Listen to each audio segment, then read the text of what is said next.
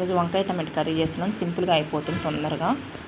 ముందుగా బాణలు పెట్టుకొని ఆయిల్, జీలకర్ర, ఆవాలు, మినపప్పు వేసుకొని అవి వేగాక తెల్లగడ్డలు, కొంచెం ఆనియన్స్, పచ్చిమిర్చి అవి వేసుకొని గోల్డెన్ బ్రౌన్ కలర్ వచ్చాక కొంచెం కరివేపాకు, తర్వాత అవి వేగాక టమాటా కొంచెం ఎంచుకున్న తర్వాత కొంచెం పసుపు, కొంచెం కల్లుప్పు వేసుకోవాలండి. వేసుకున్నాక కలబెట్టుకొని ఒక 10 నిమిషాలు మూత పెట్టుకుంటే అది కొంచెం సాఫ్ట్ అవుతుంది.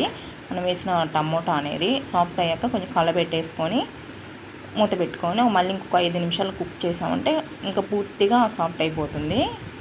సో మనకు తగినంత కారం వేసుకొని మనం కడిగి కట్ చేసి పెట్టుకుంటాం కదా ఉప్పు నీళ్ళలో, ఆ వంకాయలు వేసుకొని అవి కొద్దిసేపు కుక్ అయ్యాక మూత పెట్టుకోవాలండి. మూత పెట్టుకున్నాక నేను ఇక్కడ చింతపండు పులుసు వేస్తున్నాను కొంచెం టేస్ట్కి.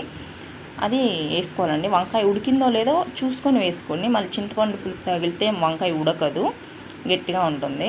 సో అందుకని చెప్తున్నాను ముందుగా. తర్వాత కొన్ని వాటర్ వేసుకొని కలబెట్టుకుని ఉడకబెట్టుకోవాలి. ఒక 10-15 నిమిషాలు ఇట్లా ఉంటుంది. తర్వాత అంతేనండి. ఇంకా ఉప్పు చూసుకొని కొంచెం కొత్తిమీర వేసుకొని సర్వ్ చేసుకోవడమే.